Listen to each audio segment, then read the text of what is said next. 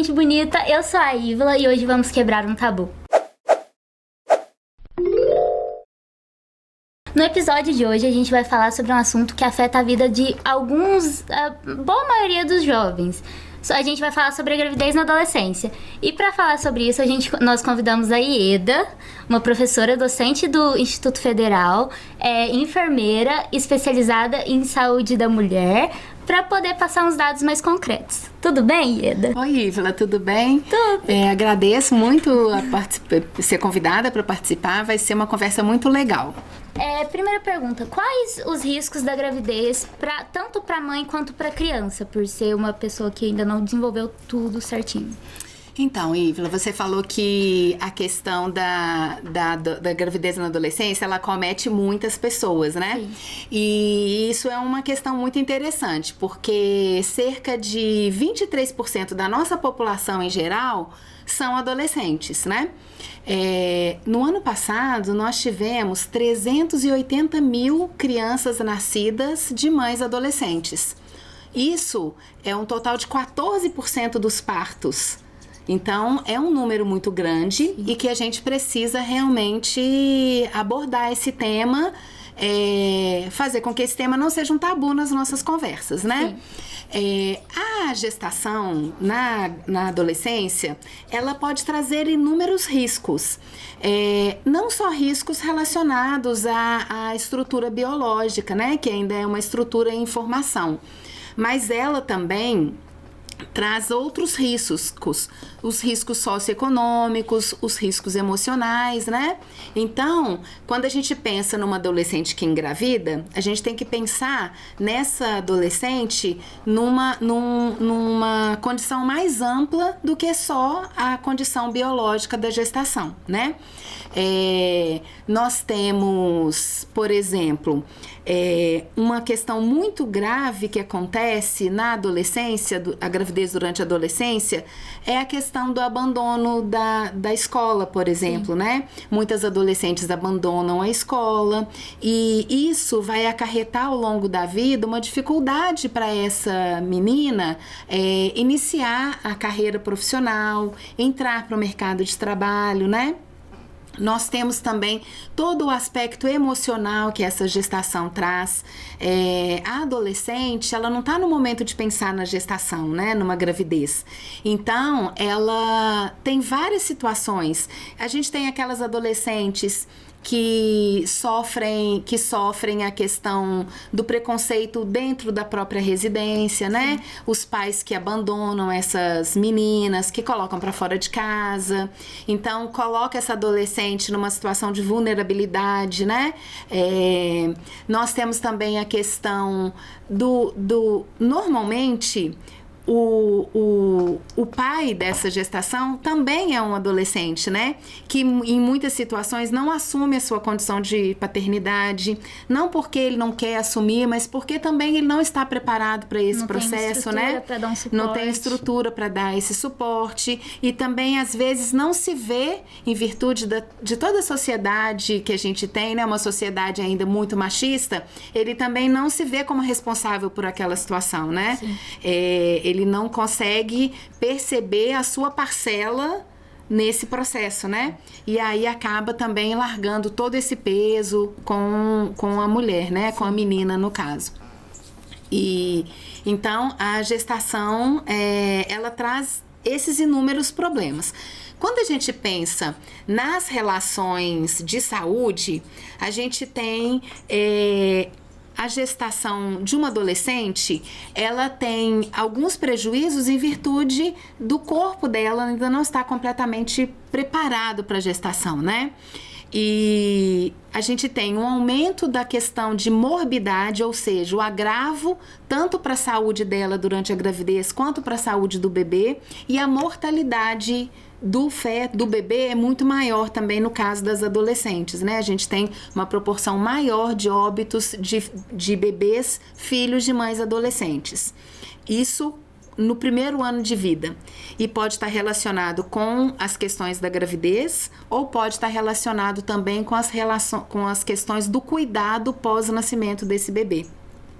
As mães adolescentes, elas têm uma tendência maior a abandonar a amamentação desse bebê, negligenciar o cuidado por falta de estrutura mesmo, e às vezes esses bebês eles têm uma condição nutricional, uma condição de cuidado que pode acarretar a um óbito mais precoce.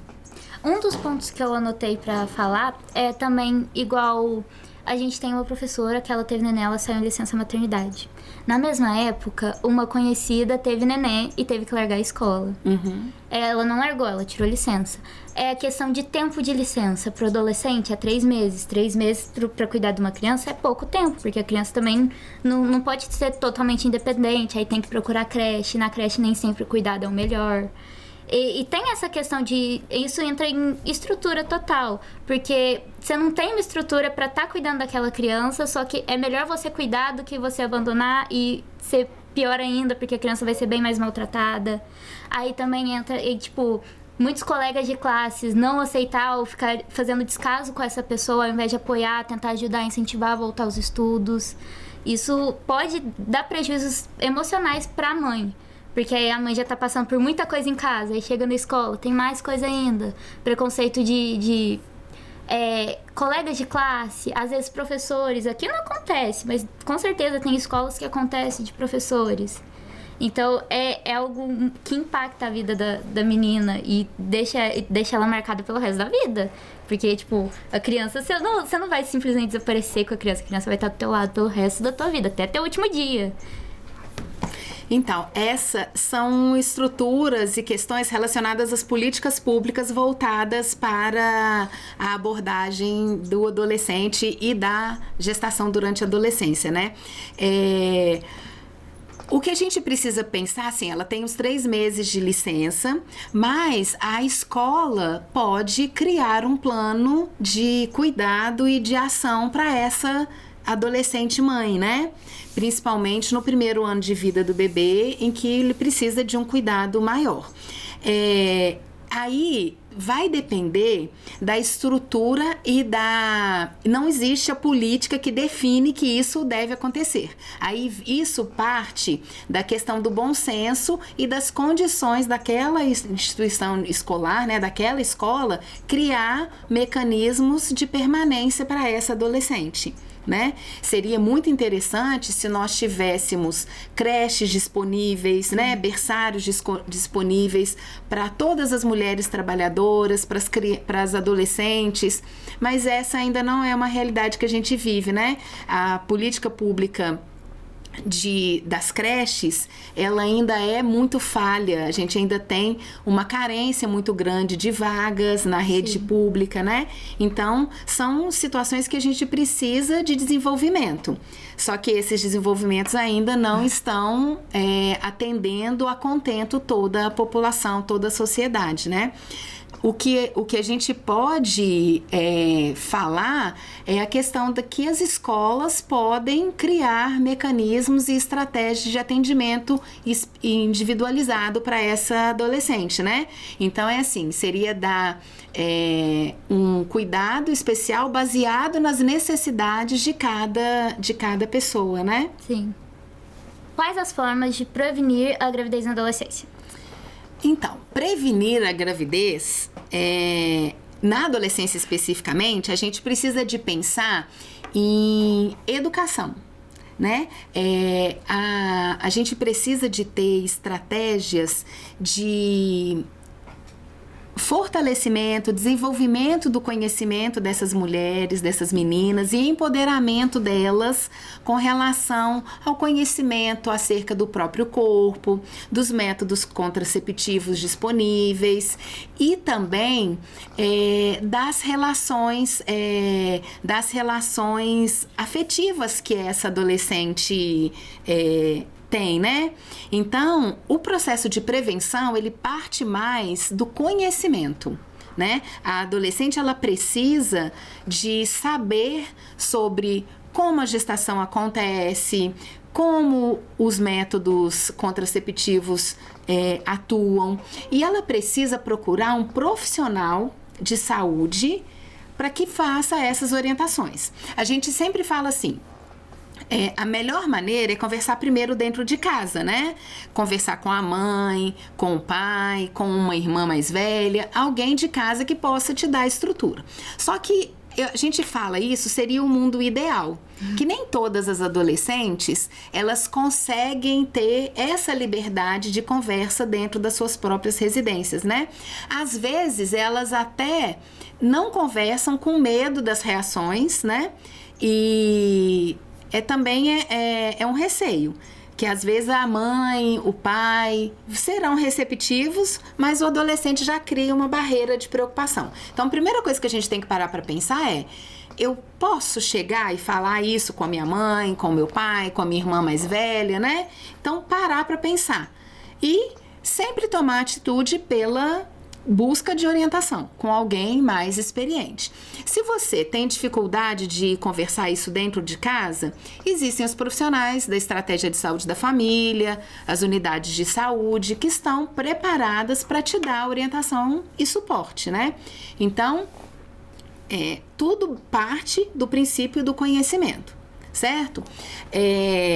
Existe a política pública, né? As políticas voltadas para a saúde do adolescente, e a distribuição de métodos contraceptivos, ela garante a prevenção da gestação, né? E os métodos contraceptivos, eles podem ser distribuídos nas unidades de saúde, independente da autorização dos pais. Então, o adolescente, ele pode ir ao posto de saúde, fazer a consulta com o enfermeiro ou com o médico, e ela pode sair de lá com a prescrição do anticoncepcional. Ela sai, inclusive, com o método que ela escolheu, sem a necessidade de ter autorização dos pais. São vários tipos de métodos que a gente tem disponíveis para os adolescentes. Um dos métodos que a gente mais orienta são as pílulas, as injeções, né, os contraceptivos injetáveis, justamente porque o adolescente ele está numa fase de, às vezes, não muito... não vou dizer responsabilidade, mas ele acaba esquecendo de tomar um anticoncepcional oral, esquece um dia, esquece dois, e aí já era, né? Então, e também tem muito adolescente que tem o receio de ter a cartelinha do anticoncepcional em casa e a mãe encontrar, o pai encontrar, e às vezes eles não têm conhecimento do uso desse método contraceptivo, né? Então, a injeção é um método muito eficaz, e existe também a implantação do DIU, que é um método muito seguro e que pode ser implantado na adolescente também. E aí, isso depende da unidade de saúde que você procura, porque não são todos os locais que fazem a inserção do DIU na adolescente também, tá? Mas é uma possibilidade. Então, assim, os métodos contraceptivos são inúmeros. Eu acho que até uma conversa à parte que a gente pode ter depois, né? Porque é uma quantidade muito grande de métodos e cada um tem as suas especificidades.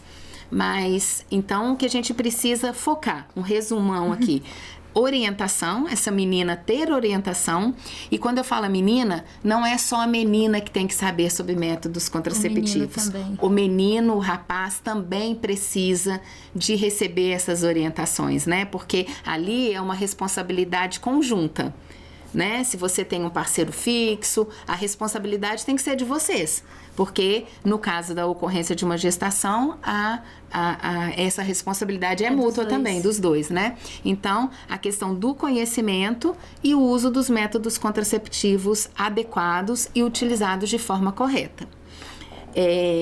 Eu falo muito da questão do método contraceptivo, mas às vezes a pílula, a injeção ou o DIU garante para os adolescentes uma falsa sensação de segurança, porque ela vai te proteger de uma gestação, de uma gravidez, mas não te protege das doenças sexualmente transmissíveis que estão aí acometendo milhares de pessoas, né?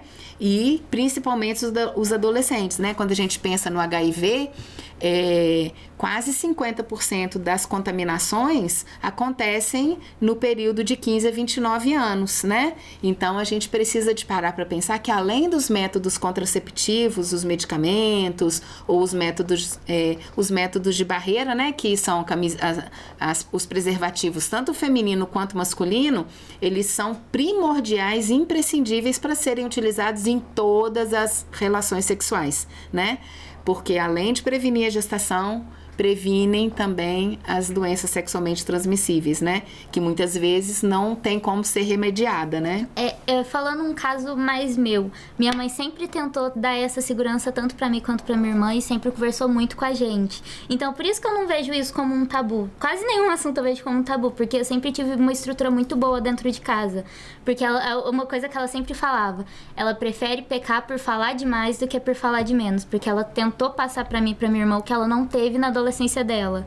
Então, tipo, a minha mãe é a pessoa que eu mais confio no mundo. Se qualquer coisa que acontecer comigo, eu tenho a confiança de chegar nela e falar. E isso foi um dos motivos que eu decidi falar de saúde, pra tentar fazer igual minha mãe faz, passar uma informação pras pessoas, pra poder ajudar a impactar a vida de alguém, por mais que seja com um pequeno vídeo falando de gravidez na adolescência. Então, eu acho que isso, sei que não são todas as famílias que têm essa estrutura, mas por isso do podcast, de ter esses vídeos para, se alguém precisar, saber que pode ter alguém ali para ajudar, que tem como entrar em contato fora da família, procurar informação fora da família. Acho que isso é algo bem legal. Isso, é muito interessante. E você trazer essa sua experiência, né? E dividir isso com outras pessoas. Porque, na realidade, o que a gente mais percebe é que os adolescentes não conseguem ter essa abertura dentro de casa. Por aquelas duas situações, o adolescente ter receio de chegar e não sabe como vai ser recebido, ou aquele, assim, já sabe que ali dentro da casa não pode se falar de determinados assuntos, né? E então, a gente ainda tem, apesar da gente viver numa sociedade, né, que a gente fala que nós somos modernos, mas ainda temos muitos preconceitos, né, e muitos tabus que não são discutidos dentro das casas, né? E é interessante mesmo essa discussão, porque é um ponto de alerta, né? Sim. A partir desse... A pessoa às vezes escuta essa nossa conversa e começa a pensar em outras questões que podem estar relacionadas também à sexualidade dela, né? Como ela vive esse momento da vida, né? Sim. Essas perguntas foram trazidas por alguns alunos da instituição para profissional responder. De questão de abuso na hora do sexo, porque isso acaba acontecendo muito, principalmente por adolescentes, e eles não terem limites próprios, não conhecerem os próprios limites, nem o do parceiro. Como pode tratar isso, quem que deve procurar, quem que, assim... Você tá dizendo do sexo não acontecer de maneira consentida? Não totalmente. E isso acarretar uma gravidez na adolescência que é indesejada, a menina não tem base pra nada, o parceiro não tá nem aí. Então, a questão das relações sexuais, elas devem ser sempre num consenso, né? O adolescente, muitas vezes, os adolescentes, eles entram na prática sexual, né? Mas não querem finalizar o processo. Né? Tem muitas, principalmente as meninas, às vezes elas entram para um momento de sexualidade e falam, meu limite é até aqui, não quero, por exemplo, que tenha penetração, não é? E aí eu imagino que a questão está nessa, eu quero ficar lá no início, nas preliminares, mas pronto, acabou, né? Não quero que dê continuidade e pode acontecer, né? Qualquer tipo de situação em que você se sinta abusada, você precisa procurar algum tipo de ajuda, né? Naquele momento, falar, não quero que continue, né? Tentar, naquele momento, se proteger, né? Agora, mesmo que, caso você não tenha conseguido se proteger naquele momento, você pode imediatamente procurar um serviço de saúde ou, no caso, eu acho que o ideal seria você procurar alguém de sua confiança, sua família, sua mãe, né, que possa te ajudar. As relações frutos de abuso sexual, você procura um serviço de saúde e você recebe todo o suporte e acompanhamento com relação à prevenção das doenças sexualmente transmissíveis. A pessoa vai receber tratamento específico, ela pode receber a pílula concentrada, né, para poder evitar uma gestação. Então, qualquer situação de abuso pode levar a uma gestação, né? Então, a gente precisa de, primeiro, pensar nessas questões. Contaminação por uma doença sexualmente transmissível, uma gravidez indesejada, e isso o profissional de saúde faz. E isso deve acontecer o mais rápido possível, no máximo até 72 horas depois da ocorrência. Porque existe, até esse tempo, a gente consegue, né, reverter uma possível gestação, impedir a contaminação de um HIV, por exemplo, né? E abuso é caso de polícia, né?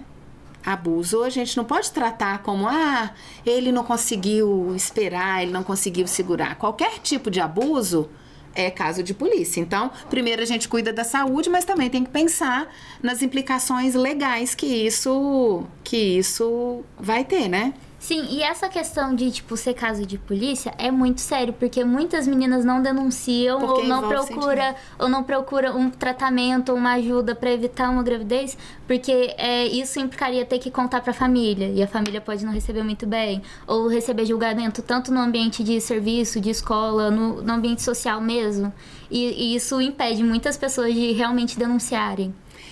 E também tem a questão de que às vezes envolve um sentimento também, Sim. né? Às vezes você gosta daquele rapaz, e não quer fazer, mas a gente precisa parar para pensar que uma violência que você sofre hoje pode ser o início de inúmeras outras que vêm, né? Sim. Eu acho que a gente precisa, quando a gente pensa em conhecimento, a gente tem que pensar nessas questões, que nenhum tipo de relação, ela se estabelece com violência, né?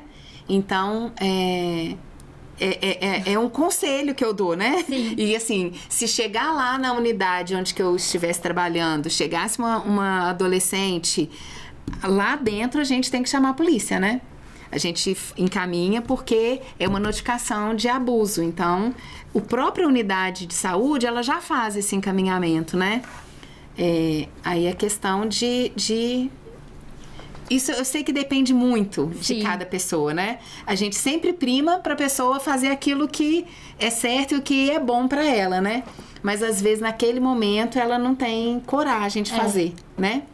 E a gente tem que dar suporte para essas também que não tem coragem naquele momento, né? A gente tem que dar uma ajuda para que, se acontecer de novo, talvez ela crie um pequeno ato de coragem de denunciar. E eu acho que toda relação, independente de qual seja, acho que a base das relações é o respeito, saber respeitar o limite dos outros. Uhum. Porque se você não sabe respeitar o limite dos outros, aquela relação não vai ser algo produtivo, algo que vai te fazer bem. Exatamente. Tem uma outra coisa que eu acho que ela vai um pouquinho nessa questão do que passa dos limites também, né? E que os adolescentes usam com muita frequência. Existe um método que é um método daqueles assim, que ele existe, mas a gente, como profissional de saúde, nunca orienta. Mas é um método que existe, que os adolescentes adoram. Esse método o nome oficial é coito interrompido. Só que o adolescente, principalmente os meninos, viram e falam assim: pode deixar, eu tiro antes de gozar. Sim. E aí, isso daí é a maior furada desse mundo. Sim.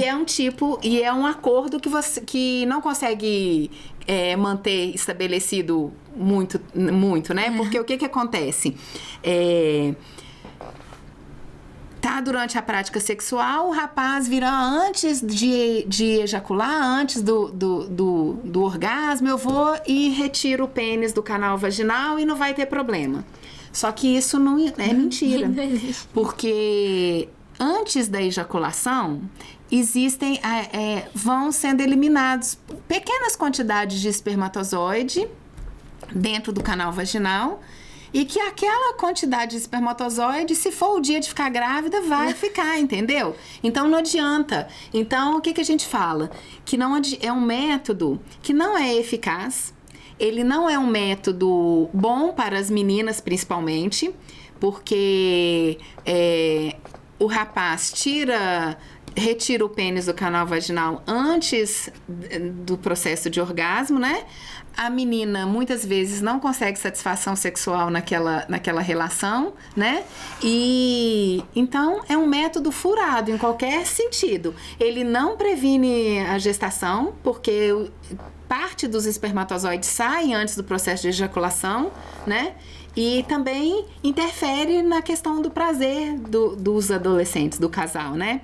Então, é um método que não vale a pena. E muitos adolescentes falam que utilizam esse método como a salvação, né? Mas não é. Eu e minhas amigas estavam falando disso hoje. E é justamente uma quebra de limite. Sim. Porque também pode acontecer desse rapaz não conseguir ter um controle tão... Então, assim, eu combinei que eu faria o sexo se não tivesse ejaculação, mas teve. É também uma quebra de confiança, uma quebra de limites, né? Sim, eu e minhas amigas estavam falando exatamente disso hoje, que eu tava pedindo elas pra fazerem perguntas, o que elas gostariam de saber. E uma das coisas que a gente falou é que tipo assim, muitas das vezes as meninas aceitam isso porque se sentem pressionadas, porque não quer desapontar o parceiro, ou porque, tipo assim, realmente quer aquilo, mas o parceiro faz aquela chantagem, se não for assim eu não faço. Aí ela se sente pressionada a isso e tem a falsa ideia que vai acontecer, mas nem sempre acontece. Então isso é algo também de quebra de limites. Quebra de limite também. E aí, a gente... Eu vou lançar no meu Instagram esses dias algumas perguntinhas para as meninas irem me respondendo. Porque são vários os argumentos que isso já vem incutido na cultura dos meninos, que eles têm perguntas e justificativa para tudo, para todas as questões. Para que eu vou usar camisinha com você? Você é minha namorada, não precisa de camisinha? Então eu vou colocar umas perguntinhas lá. Se ele disser isso, o que você responde? Porque às vezes a menina não tem o preparo, né? E por isso que eu falo que o conhecimento é importante. A gente precisa de conhecer para saber qual atitude vai tomar em determinado momento. Então, eu vou lançar umas perguntinhas lá para ver o que vocês vão me responder. Isso é muito legal. Quais são as respostas para os argumentos dos rapazes que as meninas têm? Sim, e isso é muito legal porque a maioria dos meninos tem todas as respostas prontas. Tem as perguntas e as respostas dependendo do que responder. Acho que um dos clássicos é não vou usar camisinha não porque incomoda, ou alguma coisa do tipo. E tem menina que realmente acredita nisso porque gosta demais do parceiro ou por algum motivo externo sobre isso. E eu fico impressionada porque, tipo assim, é algo tão simples que não sei se é só comigo, mas parece algo tão simples que fica complicado pra pessoa conseguir responder ou se sentir confortável em responder. Mas isso é muito bom. A gente tem que ter as respostas antes, Sim. Né? Então eu vou colocar umas coisinhas lá pra vocês irem me respondendo e a gente achar respostas à altura de dizer pra eles. Certinho. Pra Gabriela depois colocar o Instagram da Ieda na descrição e colocar certinho. Deixa eu ver se tem mais alguma pergunta. De doenças sexualmente transmissíveis, eu queria muito que você voltasse algum outro dia pra gente fazer um vídeo só sobre isso. Eu ficaria muito agradecida. A nossa lista é enorme, então, Sim. Né? Eu acho que é basicamente isso. A Camille, ela sugeriu falar de banco de leite. De mães que não acabam, pela pressão da adolescência, não conseguem gerar leite e não sabe que tem essa opção de banco de leite. O que você poderia falar sobre isso? Então, o banco de leite, aqui em Passos tem o banco de leite na Santa Casa, né? Só que o banco de leite, a gente não tem uma demanda muito grande, não tem uma oferta muito grande de leite que dê para poder suprir a necessidade da população. Então, na grande maioria das vezes, os bancos de leite, igual tipo da Santa Casa, eles dão mais suporte para os bebês que estão em UTI, por exemplo, que estão hospitalizados. Então, é uma coisa que a gente precisava de ter um aporte grande de leite sendo doado para que ele pudesse suprir as necessidades daquelas pessoas que não têm uma situação favorável para a amamentação, né? A amamentação, ela precisa de suporte. Amamentar pode parecer lindo, mas não é fácil. A pessoa precisa de suporte e apoio para que isso aconteça, entendeu? Então, o que essa pessoa pode fazer, adolescente que estiver com dificuldade, é procurar ajuda no processo de manejo da amamentação.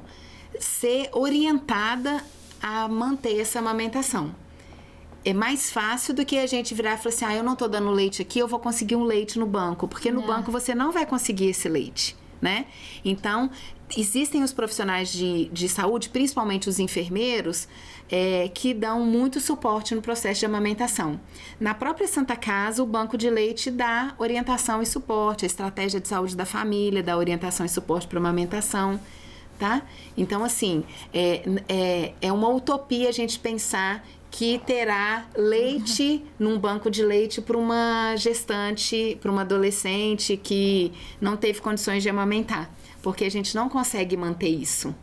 Eu particularmente não sabia que tinha aqui em Passos, porque na minha cidade não tem, minha cidade é muito pequena. E minha mãe, ela não foi mãe na adolescência, mas ela teve muitos problemas na gravidez dela, tanto minha, tanto da minha irmã, e ela não gerava leite. Aí uma opção que eles deram pra ela foi leite de cabra. Aí eu passei minha infância toda tomando leite de cabra, aquele negócio fede, aquele negócio não é gostoso. Então, é uma dificuldade. As outras duas filhas do meu pai também tiveram esse mesmo problema de, eu acho que é alergia à proteína do leite, algum negócio assim, e nós não podíamos beber leite de vaca. Nós não podíamos beber leite de vaca, então era ou leite de cabra ou leite em pó. As fórmulas. Sim, fórmulas. Então, naquela época não tinha tantas fórmulas assim. Então, era mais leite de cabra mesmo. E, não sei, acho que seria legal ter mais uma divulgação maior, ter mais doações, essas coisas.